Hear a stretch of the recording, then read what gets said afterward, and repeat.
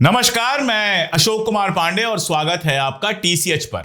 Rwanda देश का नाम आपने सुना होगा। वहां पर दो कबीलों के बीच में बहुत भयानक खूनी संघर्ष चला था। हजारों लाखों लोग मारे गए थे, घायल हुए थे और इसमें सबसे बड़ा रोल बताया गया था रेडियो रवांडा का। रेडियो रवांडा वहां का रेडियो चैनल था जो दिन रात नफरती खबरें चलाता था, जो दिन रात लोगों को भड़काता था, जो दिन रात लोगों के अंदर वहशियाना भावनाएं भरता था। और फाइनली उसका नतीजा यह हुआ कि सड़कों पर खून बहा, गृहयुद्ध हुआ, कबीले आपस में लड़े और जैसा मैंने बताया हजारों लाखों लोग मारे गए। भारत के अंदर ऐसे रेडियो रवांडास की कोई कमी नहीं है और गोदी मीडिया जिसको कहते हैं, दरअसल विनोद कापरी एक जमाने में उसको रेडियो रवांडा कहा करते थे और मैं मानता हूं कि रेडियो रवांडा वाला काम बिल्कुल हमारा गोदी मीडिया कर रहा है। मैं एक खबर से शुरुआत करता हूं। एक खबर चली थी जी न्यूज पर और उस खबर का शीर्षक यह था, ट्रक पर नमाज, जम्मू में नया बवाल शुरू। ट्रक ड्राइवर्स जो अपना ट्रक लेकर जा रहे थे उनमें से किसी एक ने नमाज पढ़ा।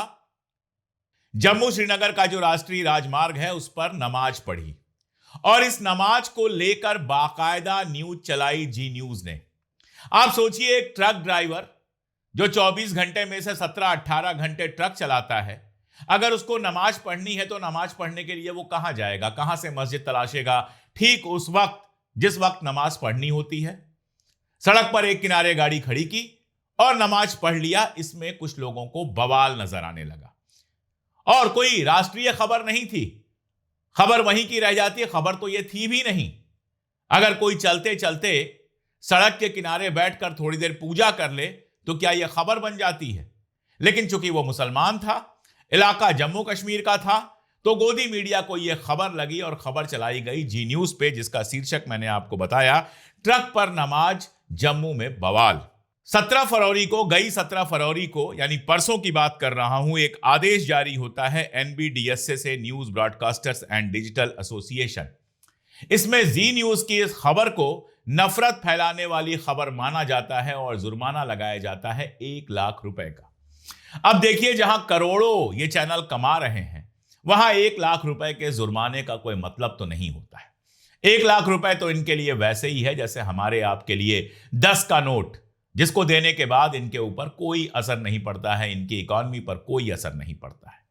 हां, किसी भी चैनल के लिए यह अपमान की बात हो सकती है, यह शर्मनाक बात हो सकती है कि उसके एक प्रोग्राम को नफरती प्रोग्राम बताया गया, लेकिन ये चैनल जिस लेवल पर गिर चुके हैं इनके ऊपर कोई असर नहीं पड़ता।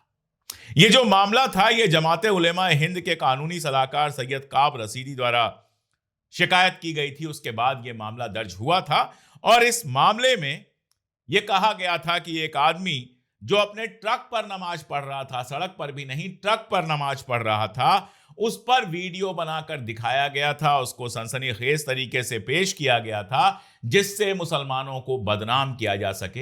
एनबीडीएसए ने यह आरोप सही माना और जी न्यूज के ऊपर जुर्माना लगाया।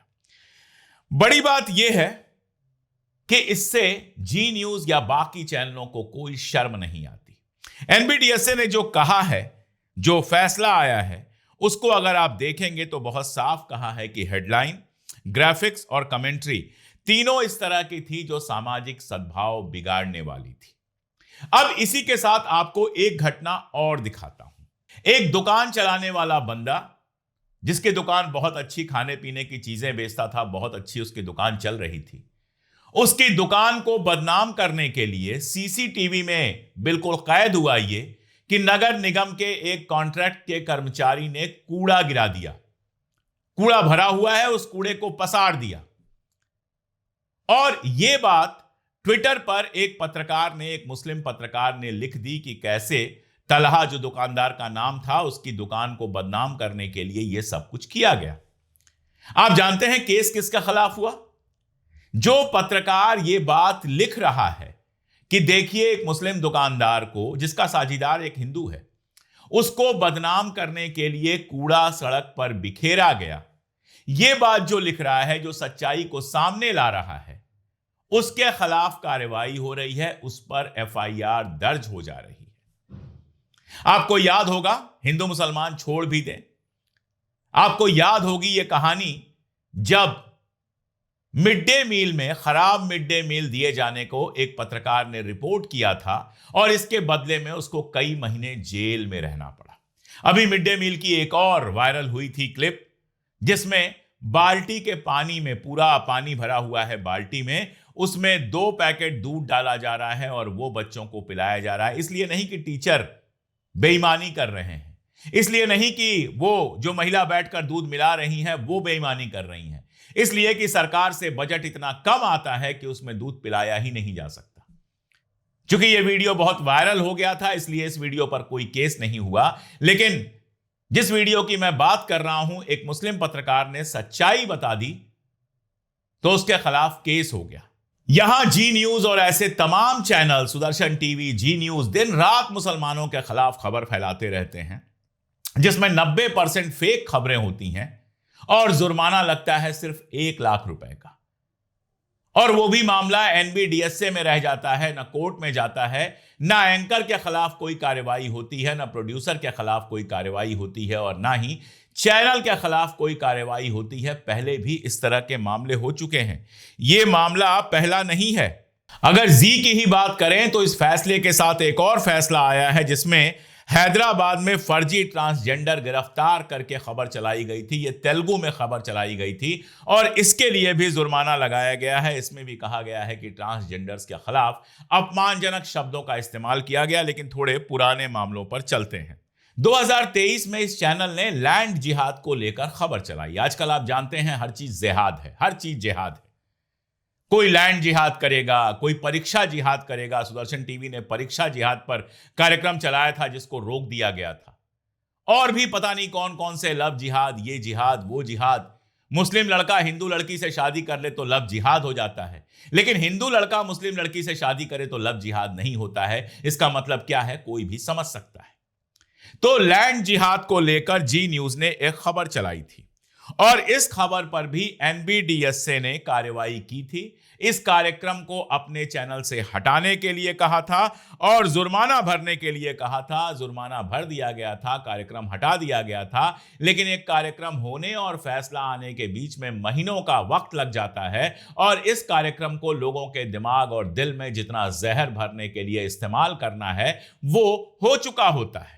सरकार रोज नई नई बातें करती है। फर्जी खबरों के खिलाफ ये नियम बना रहे हैं, एआई के खिलाफ ये नियम बना रहे हैं, डीप फेक के खिलाफ ये नियम बना रहे हैं। लेकिन ये सारे के सारे नियम इन चैनलों पर काम नहीं आते हैं। आप सोचिए, फेक न्यूज का इससे बड़ा एग्जाम्पल क्या हो सकता है कि ऑपरेशन सिंदूर के दौरान जो लाइव प्रोग्राम चल रहे थे उसमें कहा गया लाहौर पर कब्जा हो चुका है, कराची पर कब्जा हो चुका है, आसिम मुनीर गिरफ्तार हो चुका है, शहबाज शरीफ मुल्क छोड़ के भाग चुका है। ये सारी खबरें हमारे मेन चैनल्स ने लाइव में चलाई।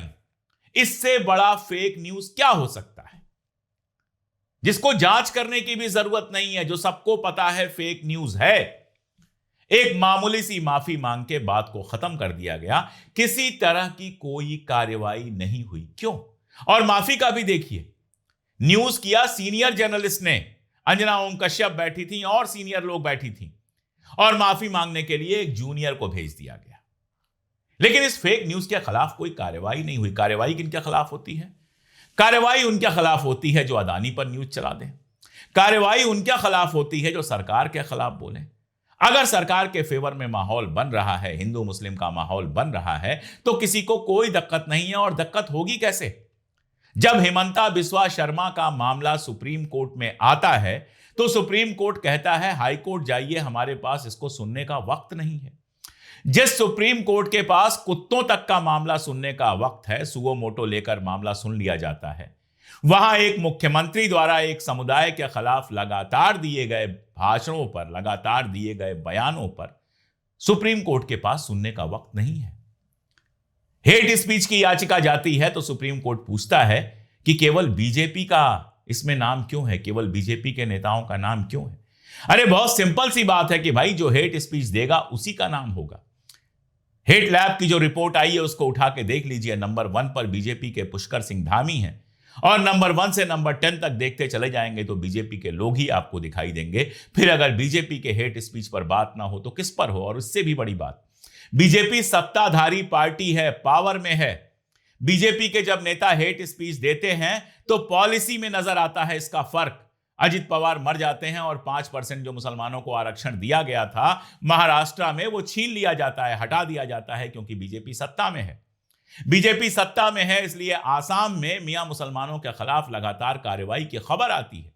बीजेपी सत्ता में है, इसलिए यूपी में फार्म 7 का दुरुपयोग करके लगातार मुसलमानों का नाम हटाने की खबर आती है।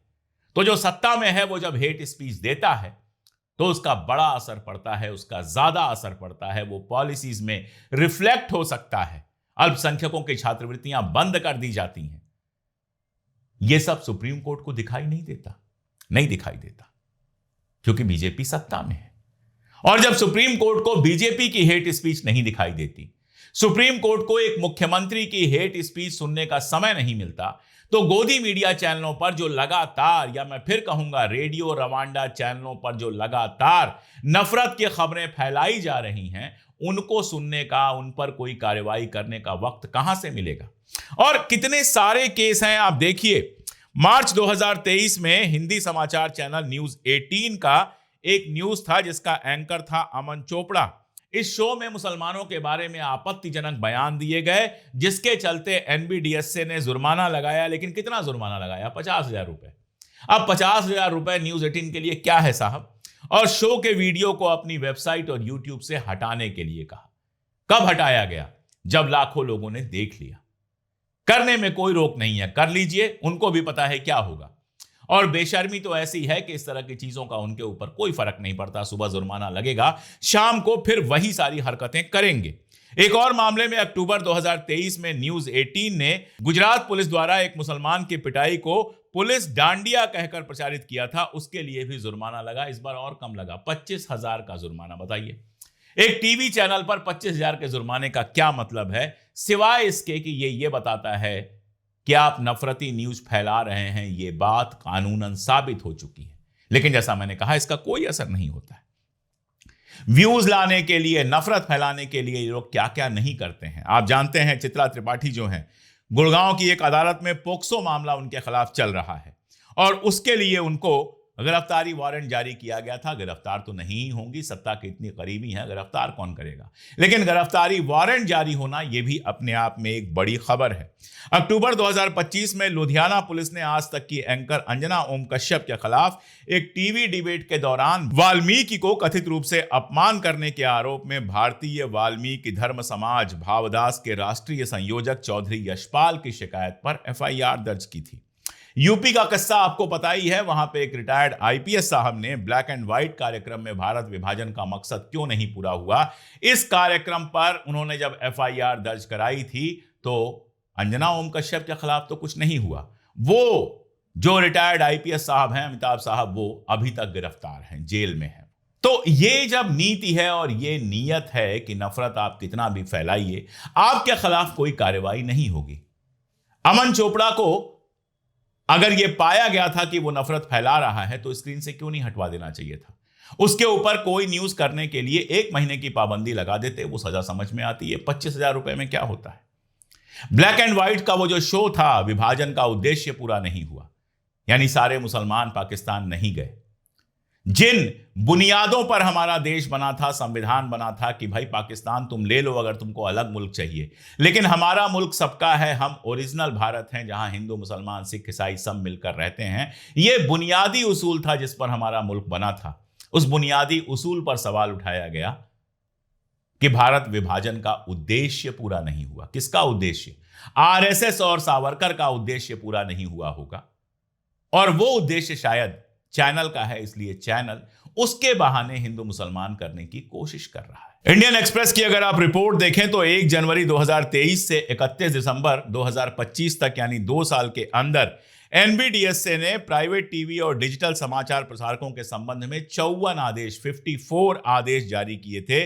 इसमें से 32 आदेश यानी कि 60% केवल सांप्रदायिक सद्भाव संबंधी जो एक गाइडलाइन बनाई गई है उसके उल्लंघन के लिए, या आसान लफ्जों में कहें तो नफरत फैलाने के लिए किया गया था। आप सोचिए कि नफरत फैलाने की खबरें जो आ रही हैं, उसमें से जो रिपोर्ट हो रही हैं, एनबीडीएसए ने 2 साल के अंदर ऐसे 32 आदेश दिए थे। और वही जुर्माना लगा दिया और कार्यक्रम हटाने की बात की। क्या सरकार को इस पर गंभीर नहीं होना चाहिए? और मैं बताऊं कि ये जो नफरती न्यूज चैनल्स हैं, जैसे पाकिस्तान के मामले में जो न्यूज आया, पूरी दुनिया में हमको बदनाम किया। हमें लगता है हिंदी की खबर है, यहीं देखी जाएगी।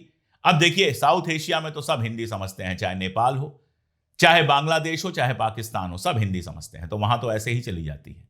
और बाकी जगहों पर भी लोग आसानी से समझ जाते हैं ट्विटर के जमाने में कि ये क्या कह रहे हैं और क्या लिख रहे हैं। तो ट्रॉल्स ने मिलकर, गोदी मीडिया ने मिलकर सारी दुनिया में हमारी इमेज खराब की है। हम लगातार अकेले पड़ते जा रहे हैं। लेकिन एक चीज का फायदा है, भारतीय जनता पार्टी के लिए जो हिंदू मुस्लिम ध्रुवीकरण का काम होता है, वो नेताओं से भी ज्यादा ये चैनल करते रहते हैं। भारतीय जनता पार्टी की हर पॉलिसी पर भारतीय जनता पार्टी को बचाने की कोशिश करते हैं। एप्स्टीन फाइल पर आपको याद होगा, एक वीडियो वायरल हुआ था जिसमें महिला कह रही थी कि वो तो ब्रोकर था, और ब्रोकर था इसलिए मिले। जब बहुत ट्रॉलिंग हुई तो उसने अपनी सफाई जारी की, लेकिन सच तो यही है कि मालिक के चैनल पर बैठकर किसी भी तरह मालिक के दोस्त को डिफेंड करना था। तो उनका फायदा है, इसलिए इन चैनलों का कुछ नहीं होता। हालांकि खबर यह भी है कि इन चैनलों पर विज्ञापन के रेट लगातार कम हो रहे हैं, क्योंकि जनता इन चैनलों को अब कम से कम देख रही है। जनता इनके ऊपर भरोसा नहीं कर रही है। जनता हमारे जैसे लोगों पर भरोसा करती है, जो सारे रिस्क उठाकर भी सच बोलते हैं। व्यूअरशिप घट रही है, और जो चैनल 10 साल पहले एकदम चमक रहे थे, उनकी चमक फीकी पड़ रही है। लेकिन इनको अपनी मार्केट की भी चिंता नहीं है, अपनी इज्जत की भी चिंता नहीं है, क्रेडिबिलिटी की भी चिंता नहीं है। सिर्फ सरकार की दलाली करते चले जाना है, और सरकार की दलाली के लिए सबसे जरूरी काम जो इनको लगता है वो हिंदू मुसलमान लगता है। खैर, बातें करने में तो घंटों की बातें की जा सकती हैं, लेकिन बस वही अपील कि मत देखिए इन चैनलों को, मत शेयर कीजिए इनकी न्यूज।